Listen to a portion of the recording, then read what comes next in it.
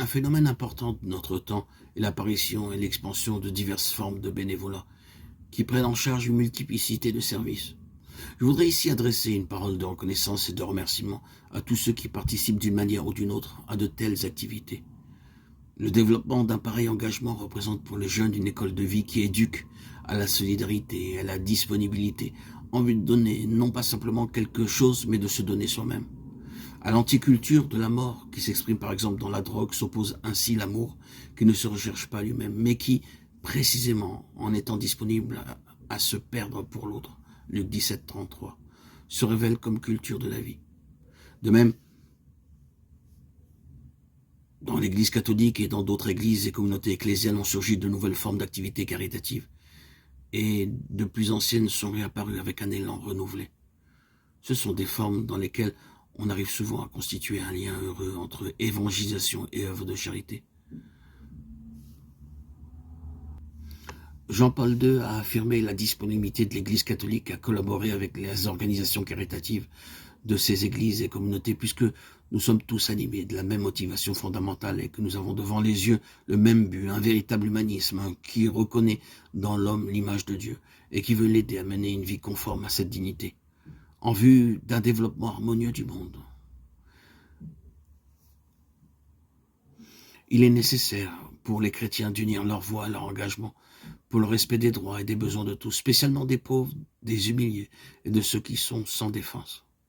Je voudrais exprimer ici ma joie car ce désir a trouvé dans l'ensemble du monde un large écho à travers de nombreuses initiatives. L'augmentation d'organisations diversifiées qui s'engagent en faveur de l'homme dans ses diverses nécessités s'explique au fond par le fait que l'impératif de l'amour du prochain est inscrit par le Créateur dans la nature même de l'homme. Cependant, cette croissance est aussi un effet de la présence du christianisme dans le monde qui suscite constamment et rend efficace cet impératif, souvent profondément obscurci au cours de l'histoire. La réforme du paganisme tentée par l'empereur Julien l'Apostat n'est que l'exemple initial d'une telle efficacité. En ce sens, la force du christianisme s'étend bien au-delà des frontières de la foi chrétienne. De ce fait, il est très important que l'activité caritative de l'Église maintienne toute sa splendeur, ne se dissolve pas dans une organisation commune d'assistance, en devenant une simple variante.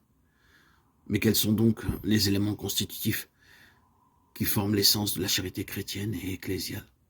Selon le modèle donné par la parabole du bon samaritain, la charité chrétienne est avant tout simplement la réponse à ce qui, dans une situation déterminée, constitue la nécessité immédiate. Les personnes qui ont faim doivent être rassasiées, celles qui sont sans vêtements doivent être vêtues, celles qui sont malades doivent être soignées en vue de leur guérison. Celles qui sont en prison doivent être visitées. L'activité caritative chrétienne doit être indépendante de partis et d'idéologie. Elle n'est pas un moyen pour changer le monde de manière idéologique, elle n'est pas au service de stratégies mondaines, mais elle est la mise en œuvre ici et maintenant de l'amour dont l'homme a constamment besoin.